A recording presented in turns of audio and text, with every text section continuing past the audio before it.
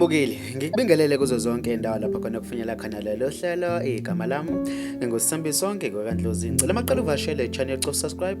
Kanti uma ukuthi usubuka kwesibili ngikubingelele futhi ngamukele ohlelweni. Wembukeli sifinyelele kwabantu abangu-8 isibalo sabantu abashona engozini. Enye into esegazi yenzeke ku-N1 ngaphambi kokuba ufike e-toll gate eBoab eMusina esifundazweni saseLimpopo. Kube ukuthi kuthelane phezulu itekisi ebithwele abagibeli, ithelana phezulu neveni ebithwele impahla. Kanti wembukeli kubuka ukuthi abasindile kule nhlekelele yengozi baphuthunyiswe esibhedlela ukuyothola usizo oluphuthumayo. Kanti kube sekuxwayisa abashayeli ukuba bashayele ngokukhulu ukucophelela ikakhulukazi esifundazweni saseLimpopo. Mbukeli, bekuzonakele bengikuphathele zona kuleli hora. Ngizocela ubeke uvo lakho ku-comment section.